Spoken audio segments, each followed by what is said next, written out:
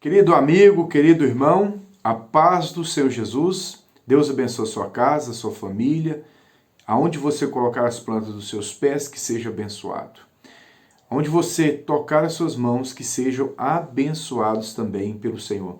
Queridos, nós já estamos hoje no nosso sétimo encontro, na nossa sétima pré-aula do terceiro trimestre de 2021 da EBD, a Escola Bíblica das Assembleias de Deus. E para essa sétima aula, ou para esse sétimo encontro nosso, o comentarista trouxe o seguinte tema: o ministério de Eliseu. Essa sétima aula será ministrada dia 15 de agosto em todos os templos das Assembleias de Deus. Queridos, então nesse sétimo encontro hoje nós vamos falar sobre o ministério do profeta Eliseu. Tanto o sétimo encontro como o oitavo encontro vai estar no contexto do ministério do profeta Eliseu. E para essa aula de hoje, o comentarista ele vai ressaltar aqui de todos os milagres que Deus realizara através do ministério do profeta Eliseu. O comentarista aqui ele vai ressaltar para esse sétimo encontro nós 3 milagres do ministério do profeta Eliseu. São eles, essa aula vai estar dividida em 3 períodos, né? Nós vamos dividir essa aula de hoje em 3 blocos. O primeiro bloco nós vamos falar sobre Eliseu salva os 3 reis e os seus exércitos. O segundo bloco nós vamos falar sobre Eliseu multiplica o azeite da viúva. Que maravilha! E o terceiro bloco nós vamos falar sobre a morte que havia na panela. Então, queridos, eu quero convidar você, querido amigo, querido irmão, que tem nos acompanhado através dessas pré-aulas, eu quero te convidar você para ir até o final desse vídeo, que eu tenho certeza que Deus vai te falar com você de uma forma toda especial, através do ministério do profeta Eliseu. Então vamos lá?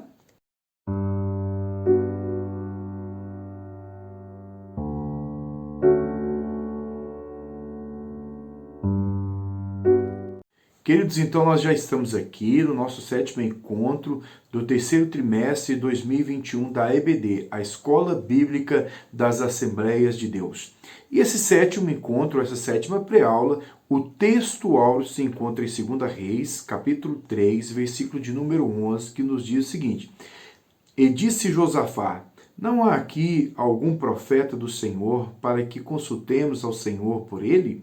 Então respondeu um dos servos do rei de Israel e disse: aqui está Eliseu, filho de Safate, que deitava água sobre a mão de Elias.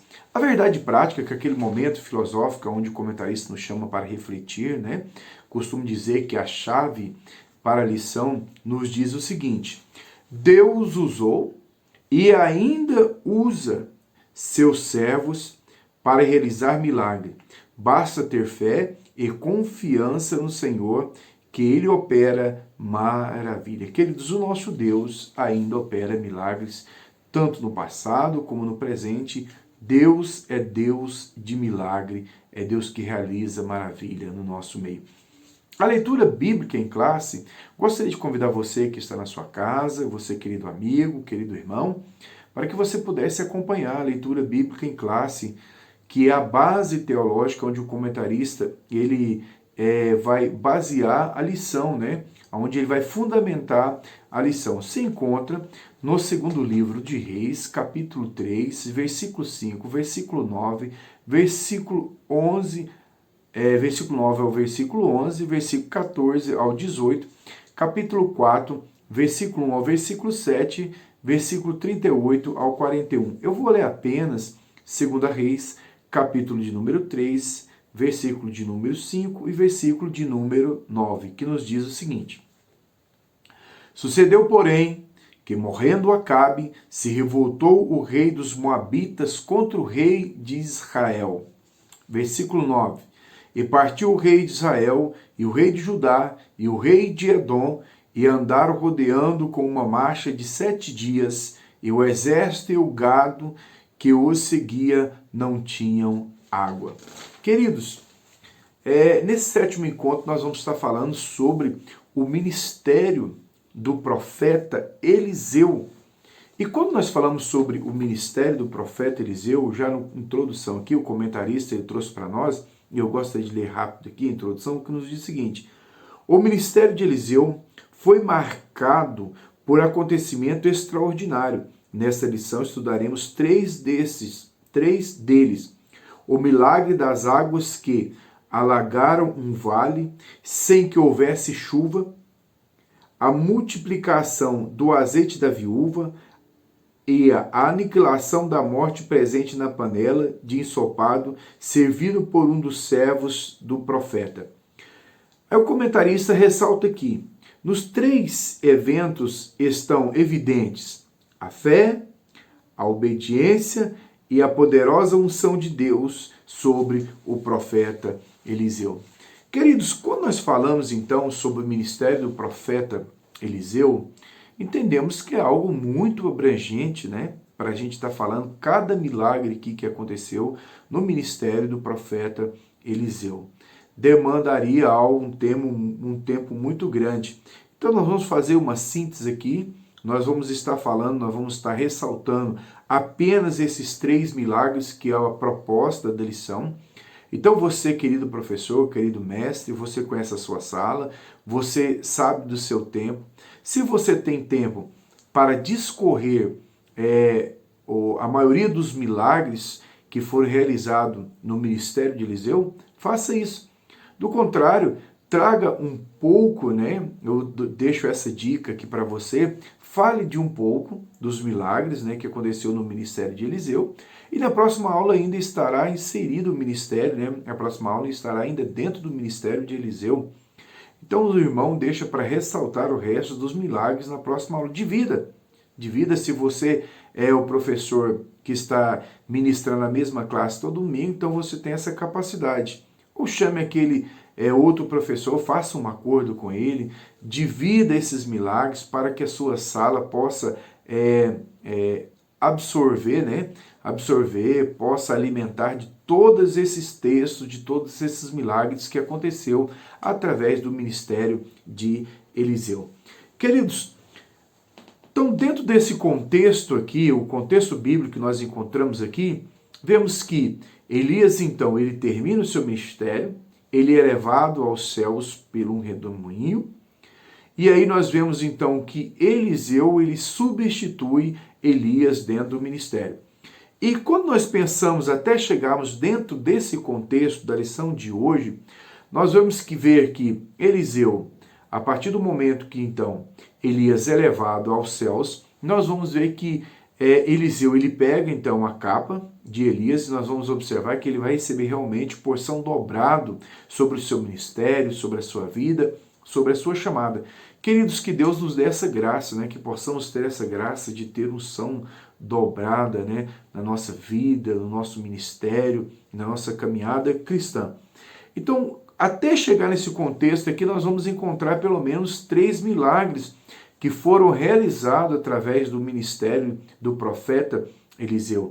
Primeiro, nós vamos ver que quando ele deita a sua capa ao Rio Jordão, nós vamos ver que o Rio Jordão vai se abrir. Então, esse seria o primeiro milagre dentro desse contexto da lição de hoje. Nós não vamos discutir, nós não vamos exaurir aqui milagre por milagre, senão não daria tempo, né, nós falarmos isso dentro dessa lição de hoje. Mas então, eu acho por bem nós colocarmos aqui, dentro desse contexto, que nós vamos ver então o primeiro milagre dentro do ministério de Eliseu. O segundo milagre, que até nós chegarmos dentro desse contexto, acontece então também na cidade de Jericó, né?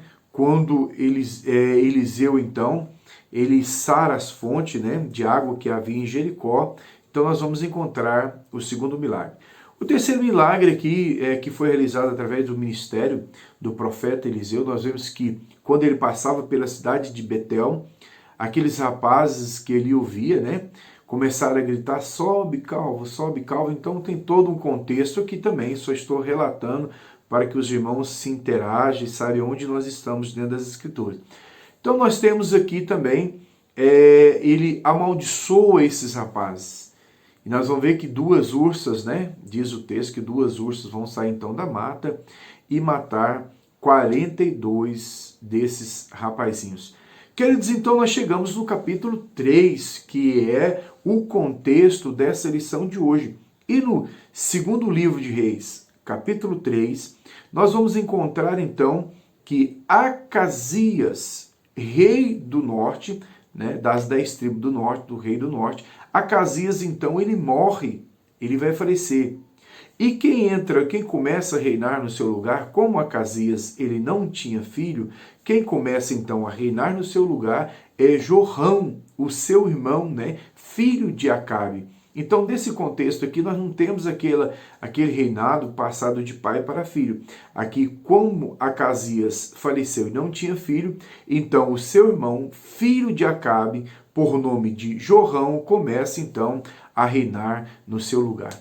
E é justamente esse contexto é que quando Jorão, então, ele começa a reinar no lugar de Acasias, Moabe, então, o rei de Moabe, eles vão se rebeliar contra o reino do norte, né? Porque tendo em vista que Moabe era vassalo, né? Era vassalo do reino do norte. E a carga tributária que estava imposta sobre Moabe era uma carga tributária muito grande essa carga tributária. Então houve essa rebelião, né? Por parte do rei Moabita. Quando então o rei Acasias morre, a carga tributária que estava sendo paga para o reino do norte era muito grande e houve então essa ruptura, houve essa rebelião. E por causa dessa rebelião, então Jorão, ele vai até Josafá e o convida, né, ou intima ele para ir à guerra junto com ele contra o rei Moabita. E é interessante, queridos, que dentro desse contexto, Josafá, que estava reinando sobre o reino do sul, e aí quando nós observamos segundo a Reis, capítulo 1 e versículo 17, e quando nós comparamos capítulo 1, versículo 17, com capítulo 3, nós vamos observar dentro desse contexto aqui, nós não vamos discutir o contexto teológico, tendo em vista que não há tempo para isso dentro dessa lição de hoje, mas só para que os irmãos saibam, né, esse contexto teológico, nós vamos ver aqui que Jeorão, né, que era filho de Josafá, estava também reinando junto, né? Os dois estava sendo regente junto com o rei Josafá dentro desse contexto. Só assim para nós entendermos então 2 Reis, capítulo 1, versículo 17, e para nós compararmos ao capítulo 3, porque é um embate teológico aqui, e nessa aula de hoje nós não vamos desenvolver esse assunto, nós não vamos aqui discorrer o contexto teológico, só estou dizendo para os irmãos a título de informação, e para você também, querido amigo, de repente você estiver lendo as escrituras, você vai ver que tem essa diferenciação. Então, queridos, dentro desse contexto bíblico aqui, então, nós temos essa rebelião do rei Moabita contra o rei do norte, tendo em vista que os Moabitas, então, eram vassalo do rei do norte. Então, justamente por isso, juntou-se os 3 reis, né? Ajuntou Josafá, rei do sul, né? Rei de Jerusalém, das 2 tribos do sul. Ajuntou-se também Jorão, rei do norte, das 10 tribos do norte, e foram junto também dessa batalha o rei de Edom, que era vassalo de Josafá. Então, dentro desse contexto, nós vamos encontrar essa aliança, né? Vamos ver essa aliança que foi formada para ir de encontro, né, contra o rei Moabita, ou seja, para guerrear contra o rei Moabita. E é interessante, queridos, que dentro desse contexto eles vão escolher uma rota, e a rota que eles vão escolher, justamente, eles vão caminhar dentro do território de Edom, justamente dentro do deserto, né, uma região desértica em Edom, justamente uma estratégia militar. E depois de 7 dias de caminhada, de marcha aqui que o texto nos diz, acabou-se então as águas, porque eles estavam caminhando dentro de uma região desértica. E acabou-se então a água, de forma que não tinha água nem para o gado, de forma que não tinha água nem para os soldados.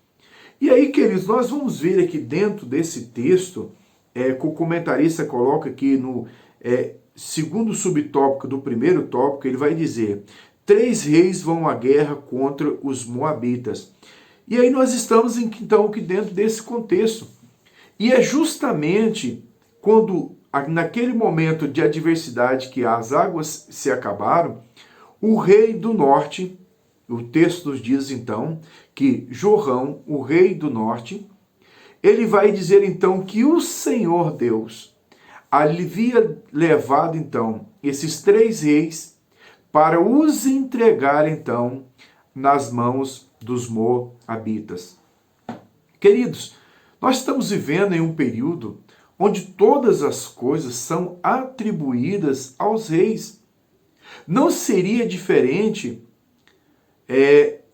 a ideia do rei do norte. O rei do norte estava seguindo um princípio cultural da sua época, porque todas as vitórias e todas as batalhas eram atribuídas aos deuses, seja ele ao Deus de Israel, o Deus verdadeiro, ou ao Deus das nações, de forma que tanto as derrotas como as vitórias eram atribuídas aos reis. Da forma que as colheitas, tanto as colheitas como a fome, como a seca, eram também atribuídas aos reis, aos deuses, eram atribuídas aos deuses. Então, justamente o rei do norte, ele se posiciona dizendo que o rei, que Deus havia, que Deus trouxe os 3 reis para entregar na mão dos moabitas. Ou seja, toda aquela diversidade que estava acontecendo com eles não era fruto de uma decisão errônea, não era fruto de uma decisão de marchar pelo deserto, não era fruto de uma decisão, de uma escolha errada que eles fizeram, uma estratégia militar que eles fizeram. Talvez no princípio fosse uma estratégia militar eficiente, alcançar uma região dos moabitas, aonde fosse mais fácil, mais acessível para entrar com as tropas. Mas no meio do caminho deu errado a estratégia militar que eles planejaram. Mas ao invés, deles reconhecer o erro deles, eles terceirizam o erro que eles cometeram. Querido, na nossa vida há momentos que é assim, Quantas pessoas que ao invés de assumir os seus erros, os seus fracassos, eles terceirizam os seus fracassos, os seus erros, ao invés de olhar para si mesmo e observar onde foram que erraram, refletir, refazer, repensar a sua vida, o seu contexto e tudo aquilo que a pessoa está vivendo, terceiriza então a culpa, o seu fracasso. Então o que aconteceu com o rei de Israel foi isso. Mas nós vemos dentro desse contexto, como Josafá foi um homem sensato, mostrou-se uma espiritualidade, embora que algumas alianças que Josafá fez durante o seu reinado, algumas decisões suas são questionáveis, mas ele teve esse senso, ele teve esse bom senso de consultar. E de cara Josafá, ele trabalha essa ideia, Porventura não há um profeta de Deus que para que nós possamos consultar o nosso Deus, para que possamos consultar a Deus para ver se realmente se procede, se realmente foi Deus que nos trouxe, ou o que está acontecendo. Então essa era a ideia de Josafá. E aí nós vamos ver que um dos servos do rei do norte, o texto nos diz que um dos servos diz, sim, há um profeta aqui, por nome de Eliseu, que deitava, que era o servo que lavava a mão do profeta Elias. E aí, querido, nós vamos ver então que Josafá desce, com o rei do norte para consultar Eliseu. E quando ele chega aqui em Eliseu, Eliseu traz aquela repreensão já de cara, dizendo, olha, se Josafá não estivesse contigo, eu não te receberia, ou seja, eu nem veria sua cara. Essa é o que está dizendo no texto. E aí nós vamos ver então que houve uma mensagem profética. E qual é a mensagem profética aqui? A mensagem profética é que Deus ia suprir os 3 reis com água, e não só ia suprir, mas como ia dar vitória também na batalha que eles iam contra os moabitas. E é interessante, queridos, que quando nós vamos para o texto bíblico, e eu gostaria de ler aqui para os queridos irmãos, capítulo 3, versículo 17, para os irmãos e para os amigos, nos diz o seguinte: porque assim diz o Senhor, não sentireis vento, nem vereis chuva, todavia este vale se encherá de tanta água, que beberás vós, o vosso gado, os vossos animais. Perdão, queridos irmãos. Então nós temos aqui dentro desse contexto, o que o profeta vai profetizar aqui, que Deus mandaria água e que encheria aquele vale. E aquele vale ia encher d'água, e eles não veriam chuva e nem vento, porém Deus enviaria água para os 3 reis ali. E a ordem do profeta é que eles cavassem buraco, que eles fizessem buraco para juntar a água que Deus mandaria. E é interessante, queridos, quando nós vamos para esse contexto, alguns estudiosos, alguns eruditos pensam que Israel, que os 3 reis estavam caminhando por uma área desértica de Edom, e aquilo que é chamado um wadi, O que seria um wadi? Seria um leito seco, Seria um leito seco, um wadi. Seria um leito seco em regiões desérticas que só correm água em períodos chuvosos, Alguns períodos, Ali pode chover em distância longe, em lugares longe, que aquela água vem correndo naquela região desértica. Então é chamado o wadi, que são pequenos ribeiros que correm em alguns períodos no meio de áreas desérticas.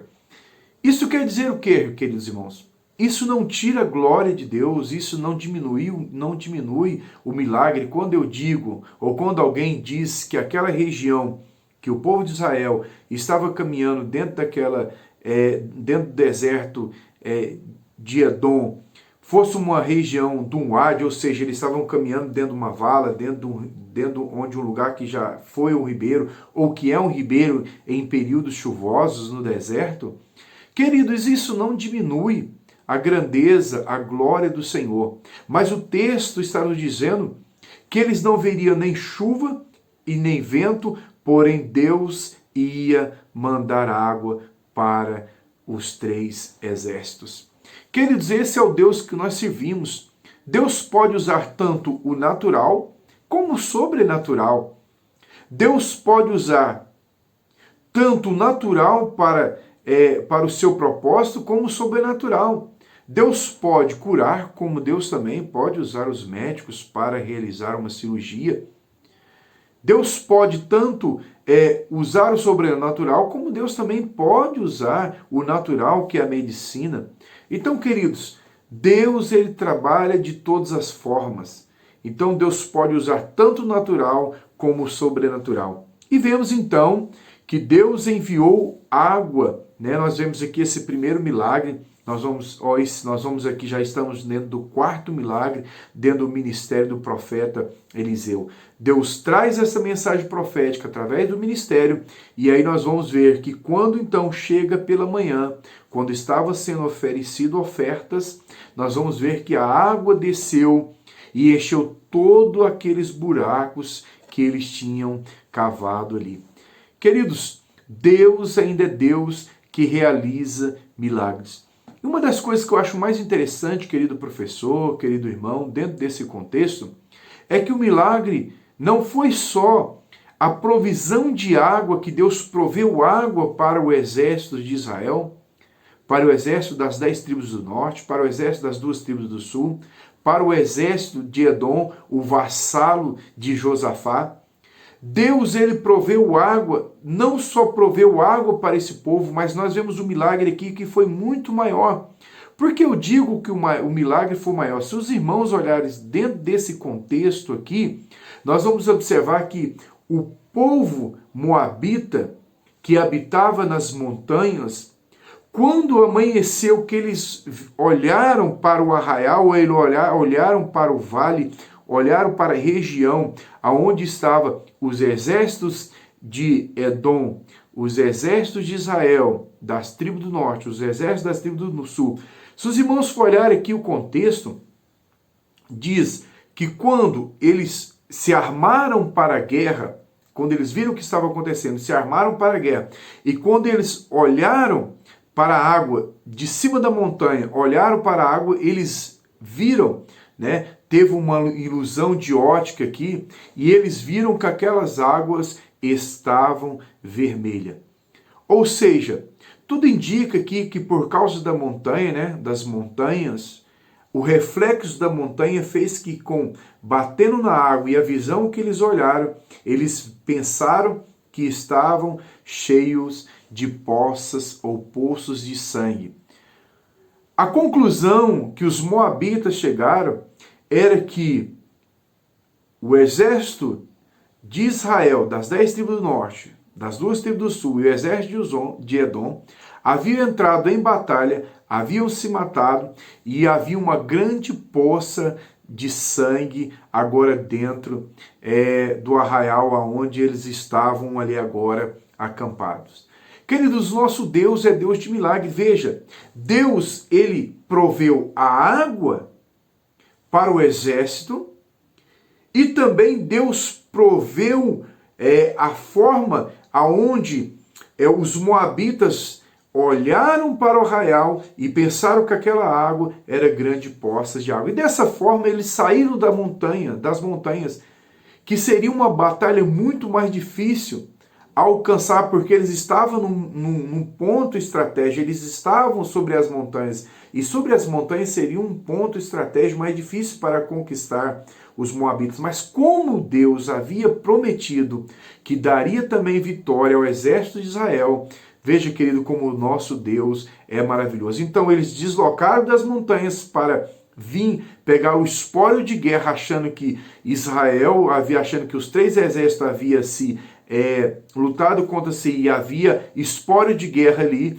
de forma que quando eles desceram, saíram das montanhas e chegaram ao arraial, houve uma grande batalha, de forma que Israel, as 10 tribos do norte, ou os 3 exércitos, perseguiram os moabitas e teve uma grande vitória, como o profeta Eliseu havia predito. Então, queridos, quero finalizar aqui esse primeiro bloco, esse primeiro ponto, né, esse primeiro tópico aqui da lição de hoje, que nos diz: Eliseu salva 3 reis e seus exércitos. Quero finalizar aqui dizendo que o nosso Deus é um Deus de milagre. Além de prover a água, Deus também proveu a estratégia militar. Esse é o Deus que nós servimos. E assim eu finalizo aqui esse primeiro bloco de hoje. Queridos irmãos, então nós já estamos aqui no nosso segundo tópico, ou no nosso segundo bloco dessa 7ª pré-aula do terceiro trimestre de 2021. E aqui vai nos dizer, nesse segundo tópico, vai nos dizer: Eliseu aumenta o azeite da viúva. Queridos, nós estamos aqui dentro de um contexto de grande adversidade, um contexto onde a morte chega na casa dessa mulher, dentro do contexto bíblico, né? Dentro desse período da antiguidade não era fácil ser uma viúva, não é como hoje, né? Onde as mulheres alcançam uma grande liberdade de trabalho, onde algumas mulheres recebem pensão pelo INSS, né? Recebem aposentadoria. Então, dentro desse contexto bíblico, ser uma viúva não era fácil. E principalmente se ela não tivesse filho para cuidar delas. E dentro desse contexto, diz que esse homem, que era um dos servos dos profetas, né? Diz o contexto então que esse homem faleceu. E infelizmente ele faleceu e deixou algumas dívidas. E nesse deixar essas dívidas, os seus credores, ou seja, aquelas pessoas que ele estavam devendo, vieram, né, cobrar essa dívida e ameaçaram levar agora os seus filhos, né? E essa mulher, então, ela toma uma atitude de procurar o profeta Eliseu e diz para ele o que estava acontecendo na vida dela, o que estava acontecendo com ela. E é uma das lições que eu aprendo aqui, queridos irmãos, é que quando nós formos procurados por alguém, nós precisamos, né, de ter uma palavra amiga, nós precisamos de ter uma parte social também, como é importante dentro da igreja ter uma parte social ativa dentro da igreja, né? Isso é muito bom, irmão. Nós só não servimos uma pessoa só no campo espiritual, mas nós também podemos darmos também algo dentro do campo social, né? Do que adianta se a pessoa chega com fome e diz que não tem nada na casa dela e nós dizemos, batemos nas costas dela e dizemos a paz do Senhor, Deus abençoa, Deus vai te dar vitória, quando ela precisa de um alimento. Então nós precisamos também de estar atento nessa parte social dentro das igrejas. E aí, querido, nós vemos que o profeta, ele faz, né, para ela, o que você tem? O que você tem na sua casa? Como que eu posso ajudar? O que você tem na sua casa? E essa mulher vai dizer, a tua serva não tem nada mais do que uma vasilha, uma botija de azeite. Queridos, nós precisamos de ter só o princípio para que Deus realize um milagre na nossa vida. Essa mulher, ela tinha uma vasilha, uma botija de azeite, e foi o necessário para Deus realizar um milagre na vida dela. Nós vamos observar aqui, no segundo subtópico, do segundo tópico, o comentarista vai dizer, uma única botija de azeite foi o suficiente para Deus operar o milagre na vida dela. Querido, eu quero dizer para você, querido irmão, querido amigo, Deus precisa que você ainda tenha uma botija de azeite para ele multiplicar na sua vida. O milagre de Deus vai surgir quando você tiver, ou se você tiver um pouquinho de azeite, Deus vai multiplicar o azeite na sua vida.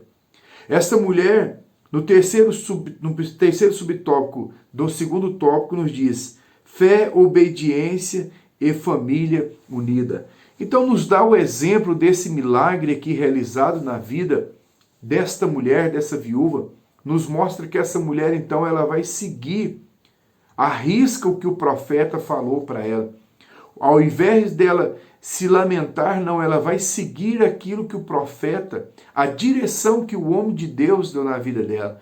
Como é importante, queridos irmãos, nós temos homens e mulheres de Deus para nos dar direção nos momentos difíceis da nossa vida, nos momentos de adversidades, no momento de angústia. Como é bom nós termos pessoa para nos orientarmos espiritualmente. Como é bom nós termos tutores, homens e mulheres, que nós possamos receber palavras, né, de conselho em momentos difíceis da nossa vida.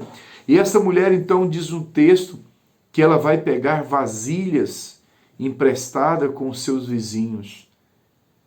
E ela vai se trancar dentro de casa. E ela vai seguir aquilo que o profeta vai dizer para ela. E ela começa então a derramar o azeite que ela tinha na sua vasilha.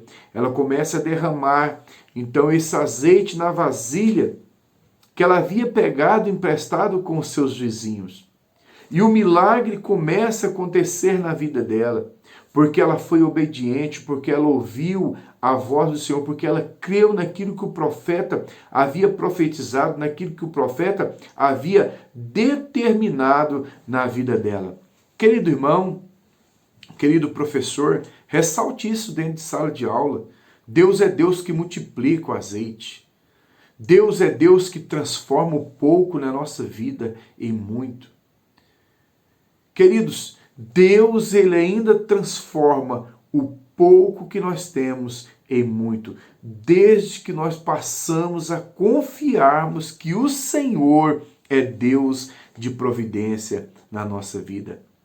E o milagre começou ali naquela família. Aquela família estava unida.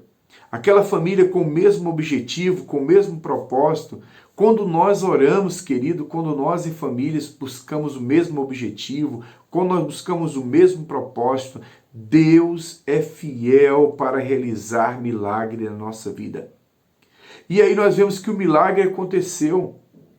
Foram se trazendo vasilhas, e quanto mais foram chegando as vasilhas, ela ia derramando ali dentro de casa, dentro da casa dela trancada, e foi derramando até que chegou a última vasilha.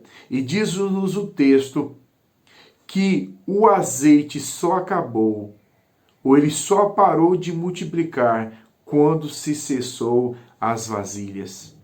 Queridos, aqui é uma mensagem muito grande, nós não vamos explorar, porque você tem toda a liberdade de explorar o cunho espiritual, né, dentro de sala de aula, mas aqui é um exemplo muito grande. Enquanto tiver vasilhas, Deus vai derramar azeite. O azeite só vai cessar quando cessar os vasos que desejam ser cheios.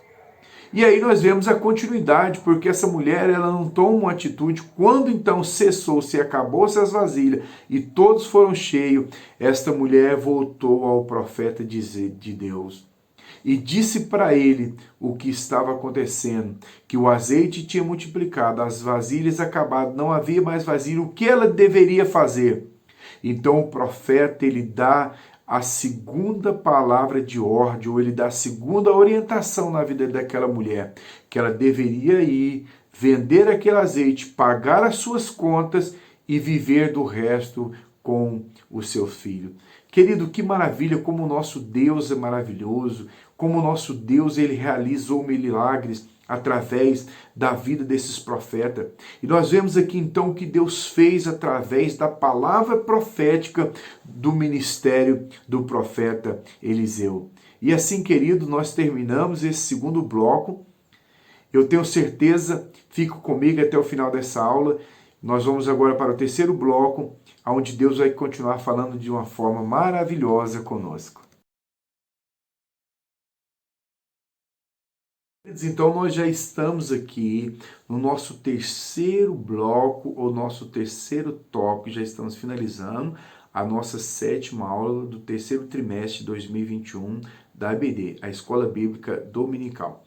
Queridos, então, no terceiro tópico aqui, o comentarista ele nos trouxe a morte que havia na panela. O primeiro subtópico do terceiro tópico nos diz a escola de profetas. Queridos, esse movimento profético que começou ali com Samuel e vai criar-se esse movimento, as escolas proféticas, o movimento profético dentro de Israel, nós vamos ver que esse movimento profético ele vai crescer, ou essas escolas vão crescer.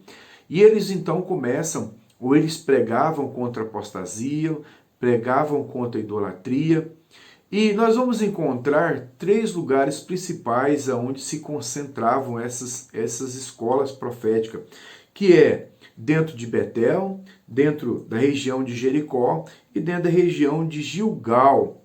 E o comentarista ele nos traz aqui dizendo, nessas escolas os alunos eram encorajados a buscar uma melhor compreensão da palavra de Deus, desenvolviam um relacionamento com o Senhor e contribuíam na manutenção da resistência contra a apostasia e a idolatria, o que imperava em Israel.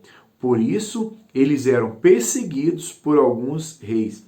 Queridos, então esse movimento profético que houve em Israel foi muito perseguido, porque principalmente pela monarquia do norte, que se entregou a uma idolatria. Nós vemos aí Jezabel, que umas que foram mais perseguidoras dos profetas de Deus em todos os tempos em Israel.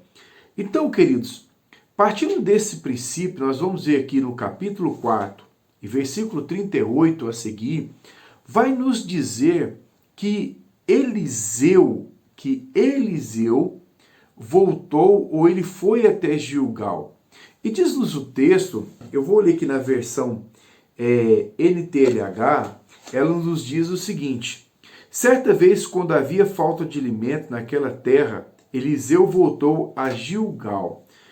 Querido, nós vemos que havia fome, né? Algo muito complicado. A fome é algo complicado. A fome não é fácil. A seca não é fácil. Diz-nos o texto que havia fome, havia escassez de alimento. E quando então Eliseu estava ensinando um grupo de profeta, quando ele estava ensinando aqueles homens, quando ele estava ensinando a essa resistência, né, da parte do Senhor, esses homens que apregoavam, que pregavam contra a apostasia em Israel, quando ele estava ensinando, Eliseu ele dá uma ordem, né, para que pegasse a panela, colocasse no fogo e preparasse algo para aqueles homens ali. E é interessante que essa versão diz: enquanto estava ensinando um grupo de profeta, ele mandou que o seu empregado pusesse uma panela grande no fogo e fizesse um cozido para eles. Então um dos profetas saiu ao campo a fim de apanhar ervas. Ele achou uma trepadeira que dava uma fruta amargas e apanhou todas as que pudesse carregar em sua capa. Querido, parece que há uma negligência aqui também, né? Quando você dá uma olhada aqui no texto, parece que há uma negligência da parte dessa pessoa que foi buscar essas frutas, ou que foi buscar alimento, né? Foi caçar, foi atrás desse alimento. E é interessante, querido, que o contexto aqui é um contexto de escassez de fome, é um contexto de necessidade, é um contexto de adversidade. Um contexto que não há muita escolha, ele trouxe o que estava em sua mão.